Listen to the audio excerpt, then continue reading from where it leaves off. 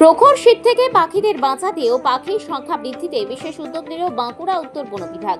উত্তর বাঁকুড়ার গঙ্গাজল ঘাটি রেঞ্জের উদ্যোগে পরীক্ষামূলকভাবে শুরু হলো পাখিদের বাসস্থান তৈরির কাজ। গঙ্গাজল ঘাটির জঙ্গলে ৫-৬টি জায়গায় বিভিন্ন গাছে মাটির হাঁড়ি দিয়ে পাখিদের ওই বাসা তৈরি করা হচ্ছে। গাছে টাঙানোর আগে ওই হাঁড়িতে দেওয়া হচ্ছে মাটির প্রলেপ, ভিতরে রাখা হচ্ছে ঘাস, শুকনো পাতা ও গাছের সরু ডাল, যেখানে বাস করার মতো অনুকূল পরিবেশ পাবে পাখিরা। এই কদিনে প্রায় ৮০টি বাসা তৈরি করে ফেলেছে বন দপ্তর।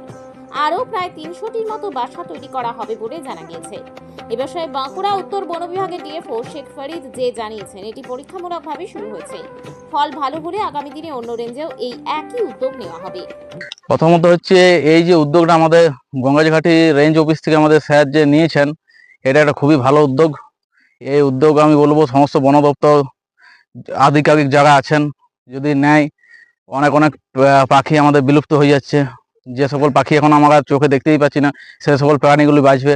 তারপরে এখন এই বাঁকুড়া ডিস্ট্রিক্টে ঠান্ডার মৌসুমে অনেক পাখি মারা যায়, সে সকল পাখিগুলো একটা আশ্রয় পাবে। হাড়ির মধ্যে খড়ের কুটো এই সকল শুকনো জিনিস দিয়ে যে বাসার মতো একটা বানানো আছে, সেটা ডিম দিবে, পাখি বাচ্চা হবে। এটা খুব সুন্দর একটা পরিকল্পনা আমাদের বন দপ্তর অফিস থেকে নিয়েছে। এই উদ্যোগ আমি স্যার থেকে অসংখ্য ধন্যবাদ। সমস্ত বন দপ্তর ডিপার্টমেন্টকে বলবো সমস্ত পাখি প্রাণীদের বাঁচানোর জন্য। আমরা সমস্ত এনজিও তাদের সাথে আছি, আগামী দিন সাথে থাকবো। এটা আমরা প্রথমে হাঁড়িটা আমরা তৈরি করেছি, আর হাঁড়িটার মধ্যে যাতে মানুষের যে হাতে আমরা নাড়ছি সেই গন্ধটা যাতে না থাকে, সেটার জন্য আমরা এই যে গাছপালার রস দিয়ে আমরা হাঁড়িটার মধ্যে করেছি।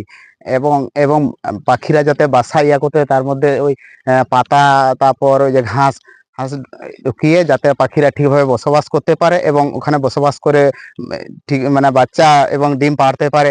এমনকি এই যে হাঁড়িটার মধ্যে জল ঢুকে গেলেও আমরা ছোট ছোট দুটো ছিদ্র করেছি।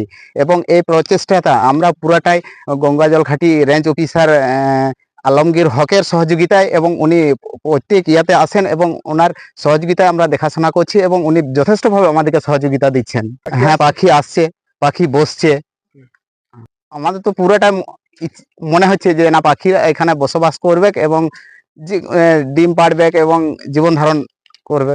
আমার নাম কালীপদ টুডু, সুয়াবাসা জিফএমসির প্রেসিডেন্ট।